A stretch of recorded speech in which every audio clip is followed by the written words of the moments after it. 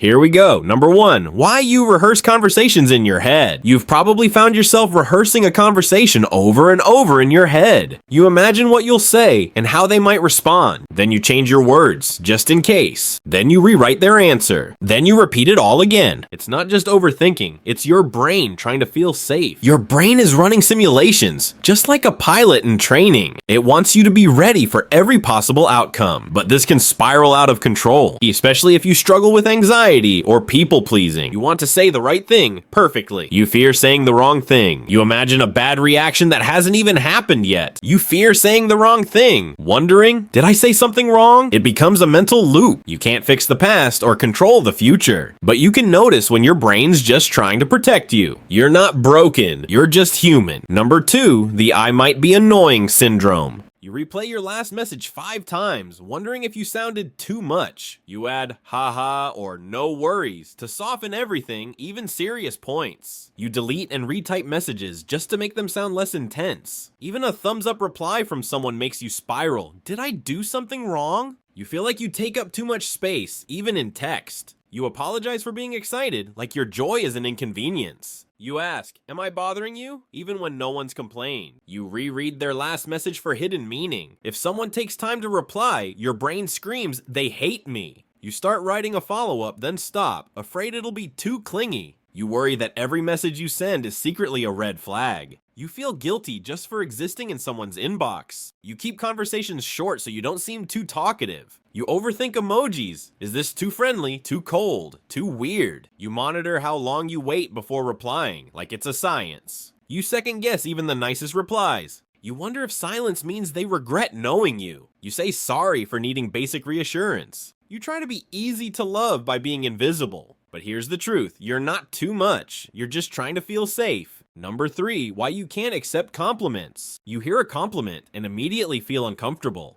Your brain tells you they don't really mean that. You brush it off, oh it was nothing. Or you deflect, you look great too. This is compliment rejection and it's more common than you think.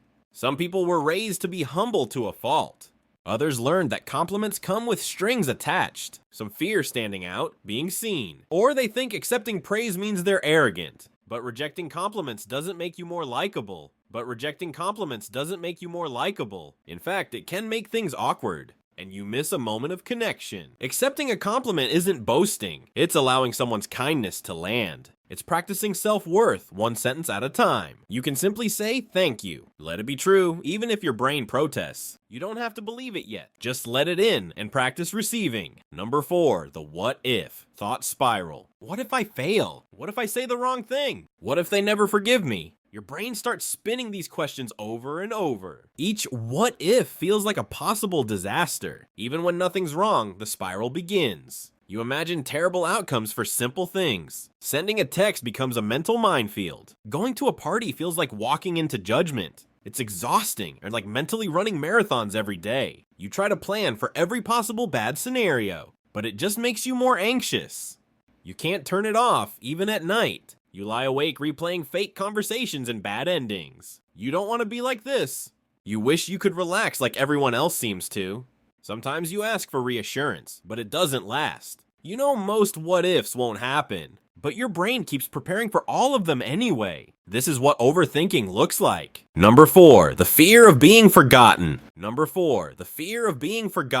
It starts with missed calls and texts left on read. You wonder if your absence is quieter than your presence ever was. It's not just loneliness, it's the fear that you don't leave a mark. You try to speak louder, do more, be memorable, but it fades quickly. Even in a crowded room, you feel like a ghost just passing through. You replay conversations, wondering if you said anything worth remembering. You post online and wait, not for likes, but for signs you exist. The silence that follows feels louder than any words. You fear you'll be the story no one ever tells. That your memories will dissolve faster than others' echoes. Sometimes you overshare, not to annoy, but to be seen. You say, I'm fine, hoping someone hears the crack in your voice. You dream of someone saying, I was just thinking of you.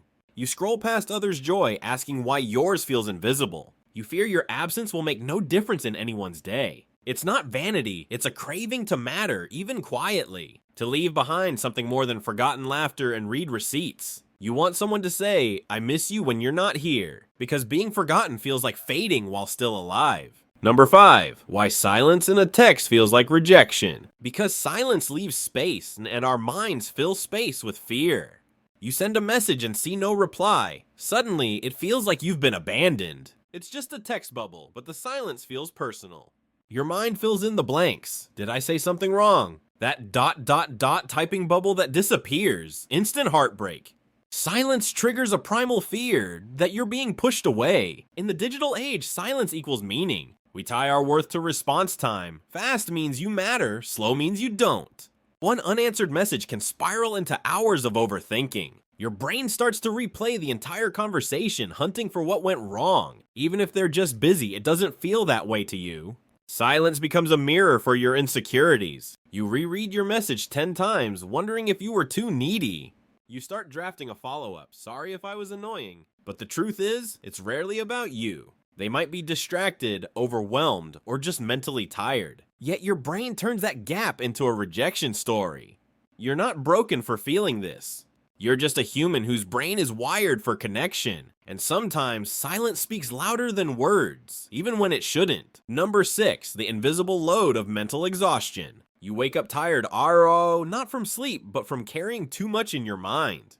You stare at the wall, not sure where to begin. ITRTM's not laziness. ITRTM's not being dramatic. ITRTM's mental exhaustion, and ITRTM's real. You answer messages with LOL because anything else feels too heavy. You cancel plans not because you don't know TMT care, but because you don't know TMT have the energy to care. You forget things, zone out, start tasks, and never finish them. You snap at people you love, then cry alone afterward. Mental exhaustion doesn't show up in x-rays or blood tests, but it's there.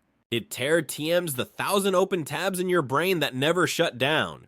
It tempties the background noise of worry, guilt, pressure, and fear. You try to rest, but your mind does not tend to know how to be still anymore. Every decision feels like a chore. Even choosing what to eat can feel like climbing a mountain. You pretend you are team okay, so others donna TMT worry, but inside, US team unraveling. You tell yourself to push through, but pushing just leads to breaking. Mental exhaustion is when your brain says, TM, done. TM, even if your body keeps going. TM's not about weakness. TM's about being human. You need to earn rest. You already deserve it. Healing starts with acknowledging the weight you TM been carrying us and putting it down. Number 7. How your brain confuses safety with control. Your brain loves feeling in control, even if that control is an illusion.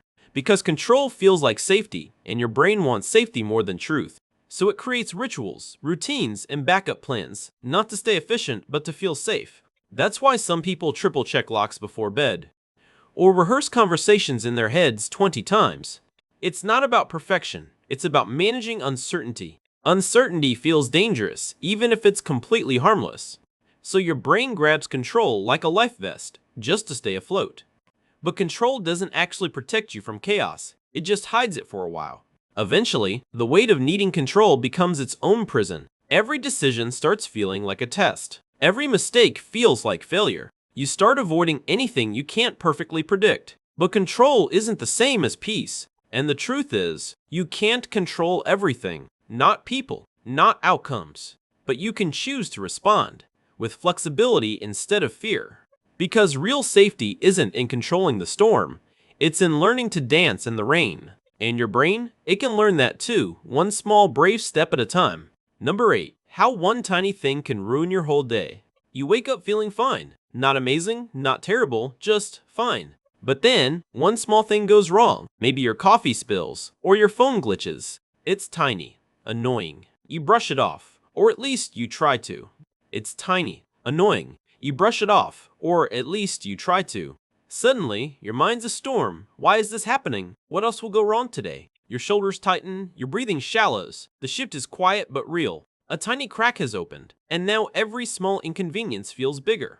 You drop your keys. The internet lags, of course. Someone takes too long to text back, and the spiral deepens. Your brain starts connecting dots that were never connected. This one bad thing becomes proof of something deeper. I'm failing. I can't handle today.